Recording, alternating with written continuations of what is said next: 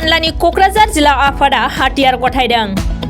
क'क्राझारनि कसुगाव पुलिस थानानि सिङाव थानाय मान्दारिया गामियाव दुलाराय आदिबासि माहारियारि उदां हानजाया दिनै पुलिसनि आखायाव हाथियार गथायो। आफादनि गासै सा 86 सोद्रोमाफोरा पुलिसनि सिगाङाव हाथियार गथायो। हानजाया आखाइजों बानायनाय AK-47 3 नं 3 स्टेन गान, गंनै चाइनिज पिस्तल, गंस्नि आखाइजों बानायनाय पिस्तल, गंनै LMG, आखाइजों बानायनाय AK साइज, मोन 29 गुलि, मोन 14 डेटनेटर, 5 केजि IED खौ पुलिसनो गथायना होयो।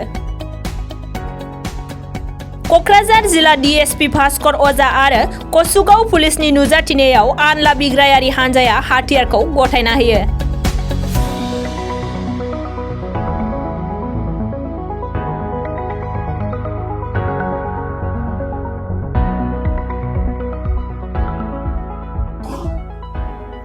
আজি মই SP ছাৰৰ নিৰ্দেশ মৰ্মে মই কচুগাঁৱৰ PS উপস্থিত হ'লোঁ।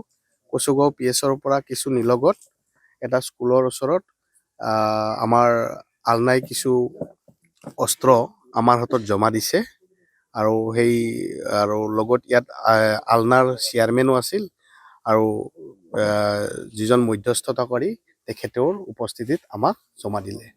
কি বস্তু দিলে ছাৰ? ইয়াত লং ৰেঞ্জ ৱেপনো আছে আৰু শ্বৰ্ট ৰেঞ্জ ৱেপনো আছে। এমুনেশ্যন মেক্সিমাম ৱেপনৰ এমুনেশ্যনখিনি আমাক জমা দিছে, কিন্তু তাৰ আমি আপোনাক এতিয়া ক'ব পৰা নাই, কাৰণ ইয়াত মানে বহুকেইটা আইটেম আছেতো, গতিকে ক'ত কিমানটা এমুনেশ্যন আছে কি আছে সেইখিনি আমি কাউণ্ট কৰি আপোনালোকক আমি জনাই দিম।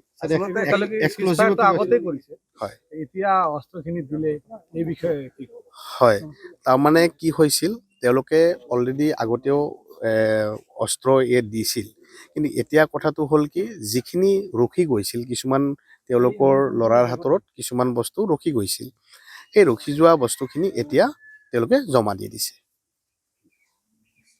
Thank U.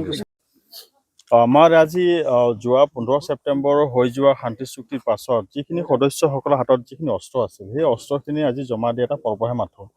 যোৱা 2012 বৰ্ষৰ 24 জানুৱাৰী ইতিমধ্যে আলনাই শান্তি আলোচনাৰ মেজলৈ উভতি আহিছিল আৰু এক দীঘলীয়া আলোচনাৰ পিছত যোৱা 15 ছেপ্টেম্বৰত দেশৰ গৃহ মন্ত্ৰালয়ৰ 5টা বিদ্ৰোহী সংগঠনৰ সৈতে ইতিমধ্যে ঐতিহাসিক আদিবাসী শান্তি চুক্তিৰ প্ৰক্ৰিয়া সম্পন্ন হৈছে।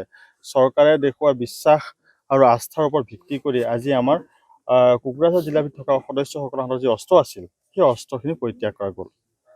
আপোনালোকে কিমান চনত আপোনালোকৰ এইটো সংগঠন স্থাপন হৈছিল? আমাৰ 2003 বৰ্ষৰ 23 ডিচেম্বৰত কাৰ্বি আংলঙৰ জিলাৰ জাপ্ৰাজানত সৰু আদিবাসী ৰাষ্ট্ৰীয় মুক্তি বাহিনী নামেৰে আলনাৰ প্ৰতিষ্ঠা হৈছিল। ইতিমধ্যে দেখা গৈছে আপোনালোকৰ শান্তি চুক্তি হৈ আছে, তেনে সময়তে আপোনালোকৰ অনাগত দিনত কি ধৰণৰ সমস্যা সমাধান হ'ব বুলি আপুনি ভাবে? এই গোটেই প্ৰক্ৰিয়াটো গভৰ্ণমেণ্টৰ সাদিশ্যাৰ ওপৰত নিৰ্ভৰ কৰিব। যদি ভাৰত চৰকাৰ, অসম চৰকাৰে তেওঁলোকে প্ৰমিছ কৰা দফাৰ বিষয়খিনি যদি সঠিক আকাৰে ৰূপায়ণ কৰে, ত আমি ভাবোঁ যে সমস্যা এনেকৈ নহ'ব। তথাপিও আমি আশা কৰিছোঁ গভৰ্ণমেণ্টৰ ওপৰত তেওঁলোকে যাতে সম্পূৰ্ণ চোৱা চিতা কৰে। লগতে আমাৰ BTRতো এখন কাউন্সিলৰ গভৰ্ণমেণ্ট আছে। মই আপোনালোকৰ মজিয়াৰ পৰা BTR গভৰ্ণমেণ্টকো নিবেদন কৰিম আৰু BTR গভৰ্ণমেণ্টৰ মুখ্য কাৰ্যবাহী সদস্য শ্ৰীযুত প্ৰমোদ ডাঙৰীয়াক অনুৰোধ কৰিছোঁ যাতে তেওঁ আলনাৰ সদস্যসকলৰ লগতে বাকী যেতিয়া 5টা সংগঠন আছে তেওঁলোকে যাতে সমান আকাৰে চাই আৰু ৰিহাবিলিটেশ্যন দিশটো সুৰক্ষিত সুনিশ্চিত কৰে। আপোনালোকে কি উদ্দেশ্যৰে অস্ত্ৰ লৈছিল, কি কেনেকৈ আৰু অস্ত্ৰ সম্বৰণ কৰিলে অলপ ক'ব? স্বাধীনতা কালৰ পৰাই অসমত বসবাস কৰা বৃহত্তৰ আদিবাসী জনগোষ্ঠীটোক ৰাজনৈতিক প্ৰতাৰণাৰ পৰিপ্ৰেক্ষিতত যিভাৱে শোষণ আৰু বঞ্চনা কৰা হৈছিল, যাৰ কাৰণে অসমৰ বৃহত্তৰ আদিবাসী জাতিটোৱে স্বাধীনতাৰ 75 বছৰ পিছতো শোষণৰ বঞ্চনাৰ বলি হৈ বিকাশৰ পথৰ পৰা আঁতৰি গৈছিল। এই ক্ষেত্ৰত আমাৰ সামাজিক সংগঠন, দল সংগঠন নিৰন্তৰভাৱে নিজৰ অধিকাৰ বিচাৰি গণতান্ত্ৰিক আন্দোলন সাব্যস্ত থকাৰ পিছতো যেতিয়া কোনো ধৰণৰ সমস্যাৰ আমি সমাধান দেখা নাছিলোঁ, তেতিয়া আমি একাংশ যুৱকে অসমৰ বৃহত্তৰ আদিবাসী জাতিটোৰ জন্মগত মৌলিক অধিকাৰ আৰু বিকাশৰ কাৰণে সশস্ত্ৰ সংগঠন কৰিবলৈ বাধ্য হৈছিলোঁ।